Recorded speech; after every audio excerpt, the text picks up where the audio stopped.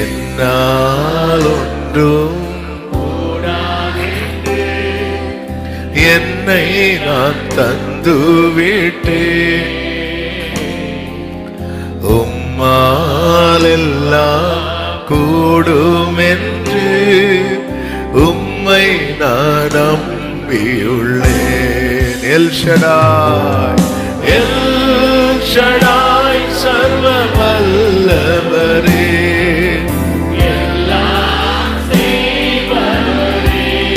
அறிக்கை பண்ணுவோமா? இல்லாதவைகளை இருக்கின்றதா?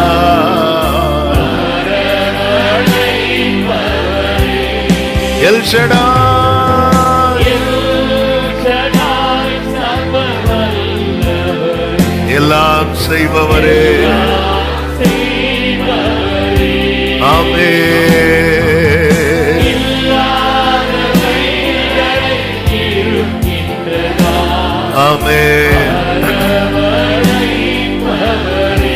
சொல்லுங்க, ஆபிரகாமுக்கு செய்தவர், ஆபிரகாமுக்கு செய்தவர் எனக்கும் செய்ய வல்லவர். ஆபிரகாமுக்கு செய்தவர் எனக்கும் செய்ய வல்லவர். யெகோவாயிரே,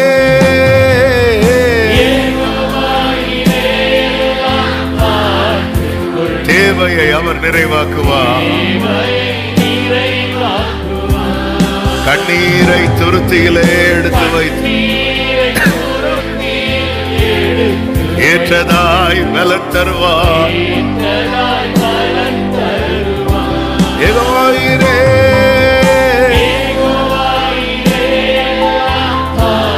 கொடரபா சந்தரபா கடரபா ரிபலபரபா சந்தரபா ரிக்கரா லராடரா லரியாதனரா. ஆமென்.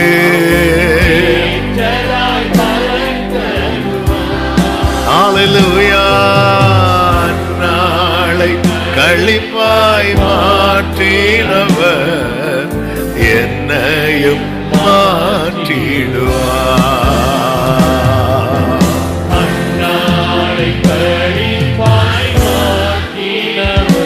ஓ, அப்படியே எல்லாரும் கைகளை உயர்த்தி சொல்லுங்க, உங்க கைகள் குறுகவில்லை, உங்க கைகள் குறுகவில்லை.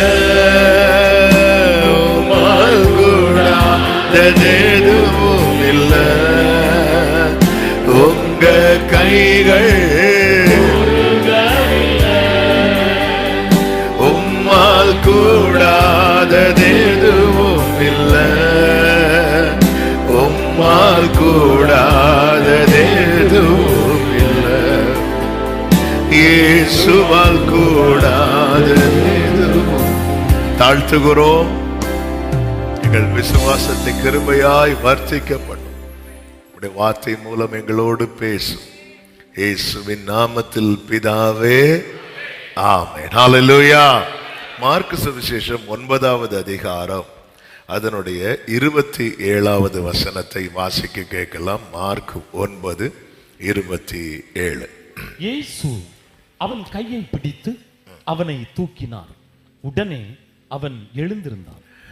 கர்த்தருடைய பரிசுத்த நாமம் மகிமைப்படுவதாக. ஒரு தகப்பன்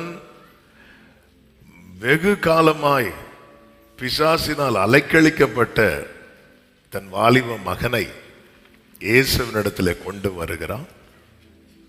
இயேசு அவனுக்கு விடுதலை கொடுக்கிறதை இந்த வேத பகுதியிலே நம்மால் பார்க்க முடியும்.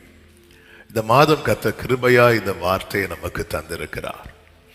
இயேசு அவன் கையை பிடித்து அவனை தூக்கினார். உடனே அவன் எழுந்திருந்தான். ஆண்டவர் ஒன்று செய்ய ஆரம்பிச்சிட்டார்னா அடுத்தடுத்த காரியங்கள் எல்லாம் தாமதமாய் அல்ல, உடனே நடக்கும். அவன் ஏன் இன்னும் ஒண்ணுமே நடக்கலைன்னா அவர் இன்னும் ஹல்லேலூயா. நம்ம நிறைய செஞ்சு ஒண்ணுமே நடக்காது. ஆனா அவர் ஒண்ணு செஞ்சா போதும் எல்லாமே நடக்கும். சத்தமா ஆமென் சொல்லுங்க பார்க்கலாம். இந்த வேத பகுதியிலிருந்து 5 காரியங்களை உங்கள் மத்தியிலே சொல்லி இந்த நாளிலே ஜெபிக்கும்படி விரும்புகிறேன். கடந்த நாளிலே ஆவியானவர் ஆமென் இந்த வார்த்தையை ஆமென் தியானிக்க வைத்து இடைப்பட்ட வார்த்தைகள். முதலாவது, விசுவாசம் உள்ளவனாகு, விசுவாசம் உள்ளவனாகு. ஆமென். இங்கே இந்த தகப்பன், அதாவது இந்த மகனுக்கு பிரச்சனை திடீரென்று வந்த பிரச்சனை இல்லை. அதாவது திடீரென்று ஒரு பிரச்சனை வருதுன்னு வைங்களேன், நம்ம அந்த பிரச்சனை மாறுவதற்கு அல்லது அந்த பலவீனம் மாறுவதற்கு டாக்டர்ஸை போய் பார்ப்போம், மெடிசின் எடுப்போம், என்னெல்லாம் உண்டோ எல்லாமே பார்ப்போம். ஆங்கில மருத்துவம் எடுத்து பார்ப்போம், அப்புறம் நாட்டு வைத்தியம் எடுத்து பார்ப்போம். அடுத்து புதுசு புதுசு டாக்டர்ஸ்லாம் அப்போதான் முளைப்பாங்க. அதாவது வேற யாரும் இல்லை, நம்ம கூட இருக்கிறவங்க, சுற்றி இருக்கிறோம். இது பண்ணி பாருங்க, அதை பண்ணி பாருங்க. ஏன் அப்படின்னா, அப்போ ஏன்னா அந்த பிரச்சனை திடீரென்று வந்த பிரச்சனை. ஆனால் சின்ன வயசுலேருந்தே ஒரு பிரச்சனை இருக்கும்போது சின்ன வயசுல ட்ரை பண்ணியிருப்பாங்க. அந்த பையன் வளர்ந்ததுக்கு அப்புறம் சொல்யூஷனுக்காக இன்னொரு ஆள்கிட்ட போய் இருக்க மாட்டாங்க. ஏன்னா அப்படியே மைண்டு செட் ஆயிரும், இவனை விட்டு மாறாது, இவனுக்கு இது இவ்வளவுதான், இதுதான். ஆனா இங்கே ஒரு தகப்பன் சின்ன வயசுல இருந்தே அந்த வாலிபனுக்கு பிரச்சனை இருக்கிறது. ஆனா இப்பொழுது இயேசுவினிடத்துல அவன் வருகிறான். இயேசுவினிடத்துல கொண்டு வருவதற்கு காரணம் அவனுக்குள்ளே எழும்பின விசுவாசம். அந்த விசுவாசம் வருவதற்கு ஒரு காரணம் உண்டு. என்ன காரணம் என்றால், ஆண்டவராகிய இயேசு கிறிஸ்து அவர் ஊழியம் துவங்கின ஆரம்பத்திலேயே அற்புதங்களை செய்ய ஆரம்பித்தார். ஒரு புறம் தேவராஜ்யத்தை குறித்து பேசுகிறார், இன்னொரு புறம் அவர் என்ன செய்கிறார், நன்மை செய்கிறவராய் சுற்றி தெரிகிறார். வேதத்துல ரிப்பீட்டடா வரக்கூடிய சில வார்த்தைகள் உண்டு. அதுல ஒரு காரியத்தை பார்க்க முடியும், அவருடைய கீர்த்தி தேசமெங்கும் பரம்பிட்டு என்று சொல்லப்பட்டிருக்கிறது. மத்தேயு 4வது அதிகாரத்தின் 24வது வசனத்துல அவருடைய கீர்த்தி சீரியா எங்கும் பிரசித்தமாயிற்று. வாசிங்க. பலவித வியாதிகளையும் வேதனைகளையும் அடைந்திருந்த சகல பிணியாளிகளையும் பிசாசு பிடித்தவர்களையும் சந்திர ரோகிகளையும் திமிர்வாதக்காரரையும் அவரிடத்தில் கொண்டு வந்தார்கள். அவர்களை டீட்டெயிலா சூப்பரா கொடுத்திருக்க இந்த வசனத்துல. அவருடைய கீர்த்தி பரம்பிட்டு அப்பொழுது எல்லா டைப் மக்களையும் கொண்டு வராங்க. அதாவது பாதிப்புக்குள்ள இருக்கிற எல்லா டைப் மக்களையும் சும்மா கொண்டு வரல, இயேசு இருக்கிறார் அப்படி இல்லை. இயேசு என்ன செய்கிறார், இயேசுவால என்ன செய்ய முடியும், இயேசு என்னெல்லாம் செய்தார் என்கிற கீர்த்திங்கிறது அவருடைய புகழ், அவருடைய கிரியைகள், அவருடைய மகத்துவம். இது எல்லா இடத்துலயும் ஸ்ப்ரெட் ஆகுது, எல்லா இடத்துலயும் பரம்பும் போது எல்லா டைப் மக்களும், அதாவது அப்போ பிசாசுல பாதிக்கப்பட்ட ஒருத்தனுக்கு விடுதலை கிடைக்கும் போது அவன் எல்லா இடத்துலயும் போய் சொல்றான். லேகியோன் படித்த வாலிபனை குறித்து சொல்லப்பட்டிருக்கிறது. அவன் போய் ஊர் ஃபுல்லா சொல்றான். ஆண்டவர் சொல்றான், உன் இனத்தாரிடத்துல போய் சொல்லுன்னு சொல்றாரு. அவன் அந்த ஊர் ஃபுல்லாவே சொல்றான். நிறைய இடத்துல இயேசு சொல்வார், இதை நீங்க யார்கிட்டயுமே சொல்லாதீங்க. அப்படி இருந்தும் அது எப்படி சொல்லாம இருக்க முடியும்? ஹல்லேலூயா. இது யார்கிட்டயுமே சொல்லாதீங்க, இது எப்படி சொல்லாம இருக்க முடியும்? அவருடைய கீர்த்தி பரம்புகிறது. இந்த செய்தி யாரு காதுல வருதுன்னா, சின்ன வயசுல இருந்தே பிள்ளை வாழ்க்கையில ஒரு பெரிய பாதிப்பை பார்த்து பார்த்து பார்த்து இவன் லைஃப் இனி அவ்வளவுதான் என்கிற நிலையில் இருக்கிற ஒரு தகப்பனுடைய காதுல இந்த செய்தி வருகிறது. இயேசுவால இதை குணமாக்க முடியும் என்கிற செய்தி வருகிறது. மார்க் 3வது அதிகாரம் 8வது வசனத்திலே சொல்லப்பட்டிருக்கிறது, கலிலேயாவிலும் யூதேயாவிலும் எருசலேமிலும் இதுமேயாவிலும் யோர்தானுக்கு அக்கறையிலும் இருந்து திரளான ஜனங்கள் வந்து அவருக்கு பின் சென்றார்கள். அல்லாமலும் தீரு சீதோன் பட்டணங்களின் திசைகளிலும் இருந்து திரளான ஜனங்கள் அவர் செய்த அற்புதங்களை குறித்து கேள்விப்பட்டு அவரிடத்தில் வந்தார்கள். அப்போ இன்னைக்கு சொல்லுகிற அந்த முதல் காரியம் என்ன அப்படின்னா, இன்னைக்கு நம்ம பல பிரச்சனைகளை இதெல்லாம் முடியாதுன்னு சொல்லி நம்ம கிறிஸ்தவர்கள் என்று சொல்லிக்கொண்டு, விசுவாசிகள் என்று சொல்லிக்கொண்டும் அது இயேசுவினிடத்தில் கொண்டு வராமல் இருக்கிறோம். எந்த ஒரு காரியமானாலும் அதை அவரிடத்துல கொண்டு வர பழகணும். அதுக்கு நமக்கு என்ன தேவை தெரியுமா?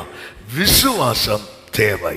விசுவாசம் எப்படி வரும் என்று ரோமர் 10:17 அழகாய் சொல்லப்பட்டிருக்கிறது. விசுவாசம் எப்படி வரும் சொல்லுங்க பார்க்கலாம். கேள்வியினாலே வரும். கேள்வி கர்த்தருடைய வசனத்தினாலே வரும். அப்ப ஆண்டவருடைய வார்த்தைகளை, அவருடைய கிரியைகளை, அவருடைய இவங்கெல்லாம் எப்படி வந்தாங்க? இவங்களுக்கெல்லாம் என்ன விசுவாசம்? இவங்க நட்சத்திரத்தை பார்த்து வந்தாங்களா? இல்ல தூதன் வந்து சொல்லி வந்த கூட்டமா இவங்க? இல்ல, அவருடைய கிரியைகளை குறித்து, அவருடைய மகத்துவத்தை குறித்து கேள்விப்பட்டு வந்தார்கள்.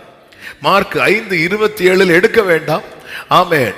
சொல்லப்பட்டிருக்கிறது, ஒரு பெரும்பாடுள்ள ஸ்திரீயை குறித்து சொல்லப்பட்டிருக்கிறது. அவ போகாத ஹாஸ்பிட்டல் கிடையாது, பார்க்காத டாக்டர்ஸ் கிடையாது. இனி அவளுக்கு செலவு பண்றதுக்கு கையில எந்த காசுமே இல்ல. அப்ப அவ செட் பண்ணிட்டா, நம்ம லைஃப் இவ்வளவுதான். 12 வருஷம், 1-2 வருஷம் கிடையாது, 12 வருடம். அப்ப அவ சரி, இதுதான் பெரும்பாடுள்ள ஸ்திரீ, ஒவ்வொரு முறை கஷ்டப்பட வேண்டியதான்னு சொல்லிட்டு அவன் மைண்ட் செட் பண்ணி இருக்கும் போதுதான் வேதம் சொல்லுகிறது, இயேசுவை குறித்து கேள்விப்பட்டு. அவ கேள்விப்பட்டது என்ன? தச்சனுடைய மகன் கேள்விப்பட்டிருப்பா? இல்ல, இவர் அற்புதங்களை இவர்கிட்ட போனா கண்டிப்பா சொல்யூஷன் உண்டு. அவ கேள்விப்பட்டு அவ புறப்படுறா. கேள்வி, அந்த வார்த்தை உள்ள என்றானதுமே அவளுக்குள்ள ஒரு ஃபெய்த் வருது. அந்த விசுவாசம் அவளை எந்த லெவலுக்கு கொண்டு போயிட்டு அப்படின்னா, அவர் என்ன தொடணும்னு கூட கிடையாது, நான் அவரை தொடணும்னு கூட கிடையாது. அவருடைய வஸ்திரத்தின் ஓரத்தை தொட்டாகிலும் நான் சொஸ்தமாவேன் என்று சொல்லி அவ புறப்பட்டு போறா. ஆமே. கானானிய ஸ்திரீயை குறித்து சொல்லப்பட்டிருக்கிறது. மார்க் 7:25 அசுத்தாவை பிடித்திருந்த ஒரு சிறு பெண்ணின் தாயாகிய ஒரு ஸ்திரீ அவரை குறித்து கேள்விப்பட்டு வந்து அவர் பாதத்தில் விழுந்தார். பர்திமேயு வழியில உட்கார்ந்து பிச்சை கேட்டு கொண்டிருக்கும் போது காலடி சத்தங்கள் அதாவது ரெகுலரா ஒரு தெருவுல நார்மலா போக்குவரவு இருக்கும்.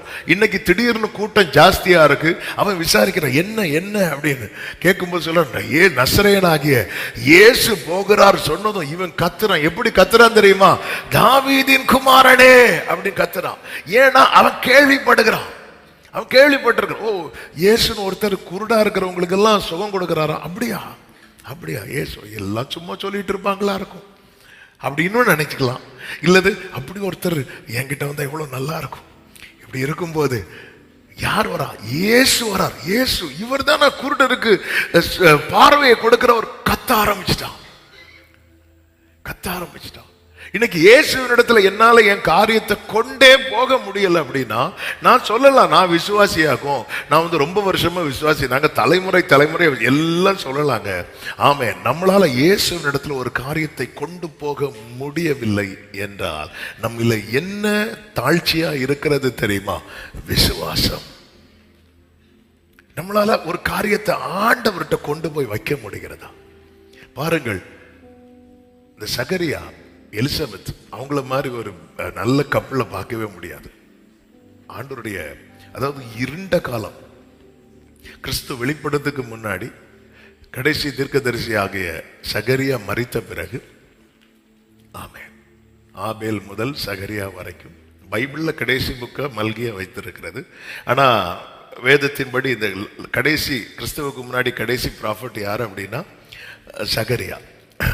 சகரியா மரிதன் பிறகு கிறிஸ்து வெளிப்படுறது, அதாவது யோவான் ஸ்நானன், கிறிஸ்துவுக்கு முன்பாக வழியை ஆயத்தம் பண்ணுகிற யோவான் வெளிப்படும் வரைக்கும் அந்த காலம் வந்து எப்படிதான் இருந்துச்சுன்னா, பிரத்யட்சமாய் கர்த்தருடைய வார்த்தை எதுவுமே வெளிப்படாது இருண்ட காலம்னால என்ன அப்படி தெரியுமா?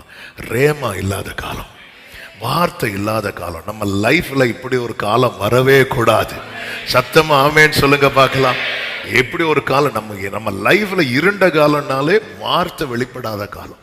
ஆனா அந்த காலத்திலையும் கர்த்தருடைய கட்டளைகளின்படி நடக்கிறதுல உறுதியாய் தீர்மானமா இருந்தவங்க தான் யார் அப்படின்னா சகரியா எலிசபெத். எப்பொழுதுமே புரிந்து கொள்ளுங்கள், சத்ரு என்னதான் ஜனங்களை பாவத்துக்குள்ள தள்ளினாலும் தம்முடைய காரியத்தை செயல்படுத்துவதற்காக ஒரு மீதியை, ஒரு சின்ன கூட்டத்தை கர்த்தர் அந்த காலத்திலிருந்து இன்னைக்கும் வைத்து கொண்டுதான் இருக்கிறார். உலகமே பாவத்தில் விழுந்த போது ஒரு நோவாவை கர்த்தர் வைத்தார் அல்லவா? ஆமென். அது போலதான் அந்த மீதியானியர் அல்ல, இந்த மீதியான ஒரு கூட்டம் இருக்குல்ல, அதுல நாம இருப்போம்னா நாம பாக்கியவான்கள்.